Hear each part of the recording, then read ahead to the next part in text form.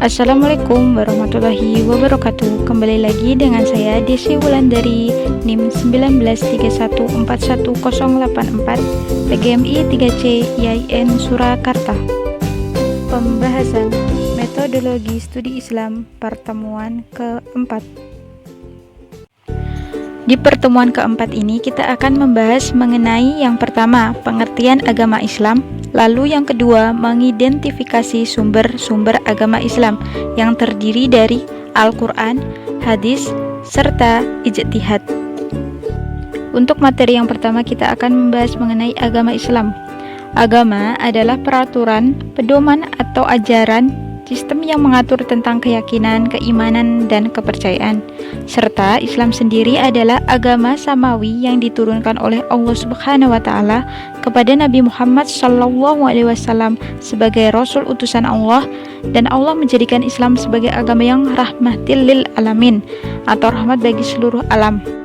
Hal tersebut dijelaskan dalam Quran surat Al-Anbiya ayat 107 yang artinya, "Kami tidak mengutus engkau, wahai Muhammad, melainkan untuk menjadi rahmat bagi seluruh alam semesta."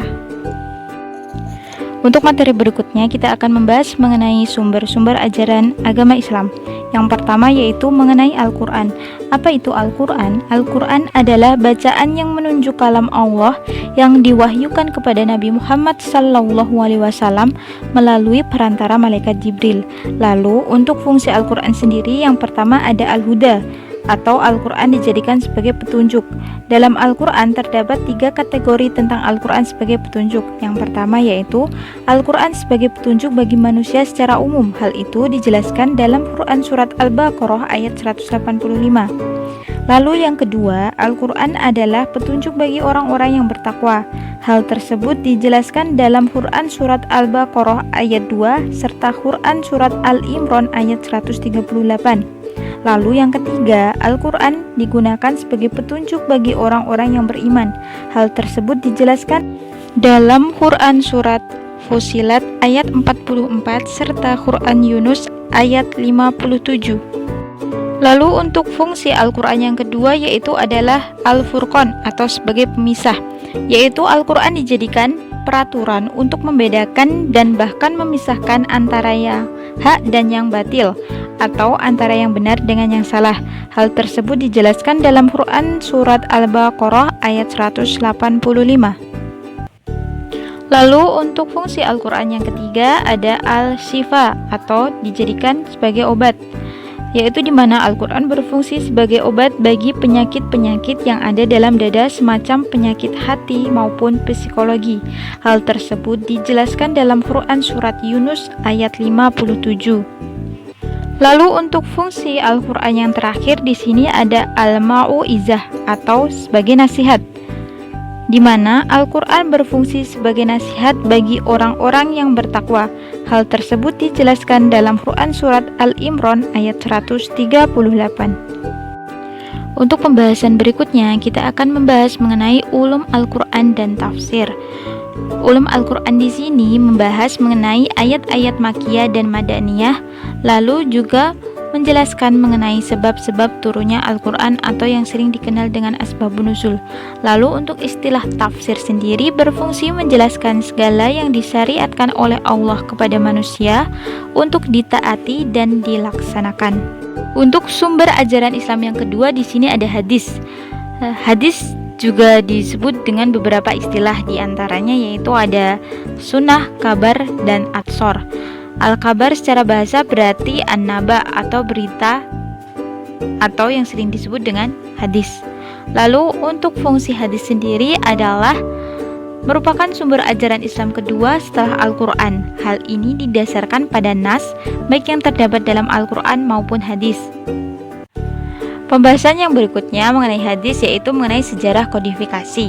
Penulisan resmi hadis dalam kitab-kitab hadis yang dijumpai sekarang ini baru dimulai pada masa Bani Umayyah, yaitu pada zaman Umar bin Abdul Aziz. Penulisan secara resmi atau kodifikasi disebut juga dengan takwin. Dimulai setelah adanya perintah dari Khalifah Umar bin Abdul Aziz kepada para pakar hadis untuk menuliskannya.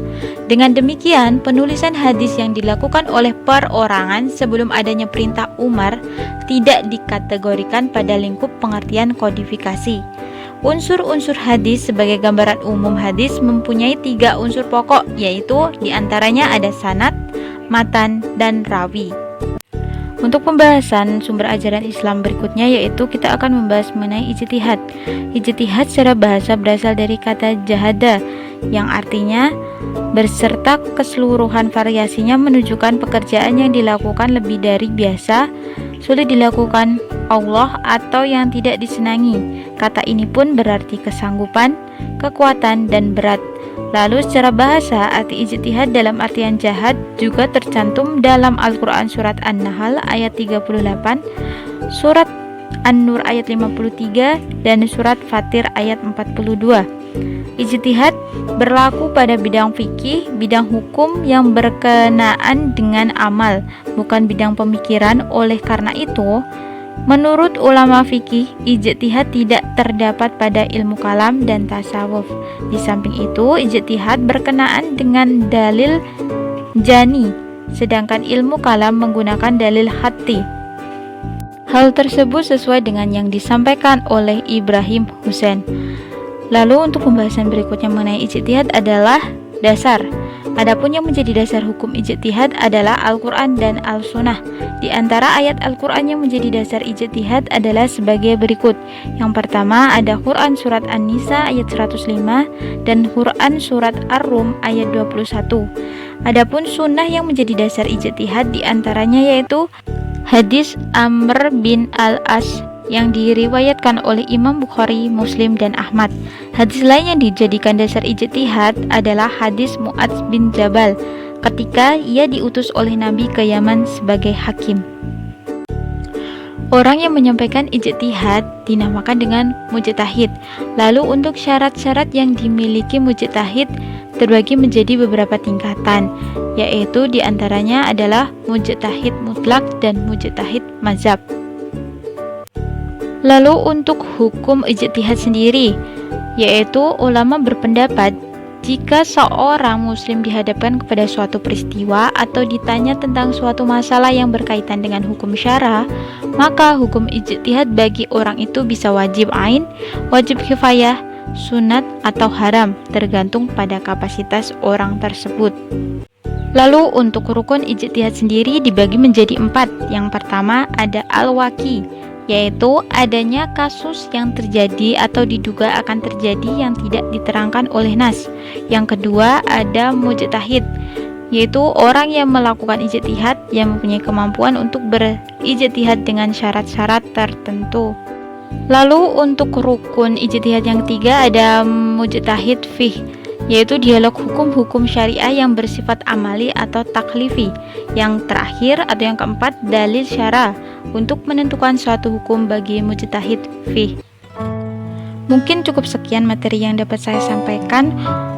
Mohon maaf apabila pada video ini saya hanya menampilkan suara saya karena di pertemuan yang akan datang kita akan lebih sering bertemu, sehingga yang saya takutkan nantinya teman-teman malah menjadi bosan kalau ketemu dengan muka saya terus, sehingga saya menampilkan sedikit berbeda. Mudah-mudahan teman-teman masih bisa memahami, dan mungkin apabila masih ada materi yang belum dimengerti, teman-teman bisa buka pada buku yang berjudul Metodologi Studi Islam karya DRS Atang ABD Hakim dan MA DRJ Mubarok, tepatnya itu pada halaman 69 sampai dengan 107.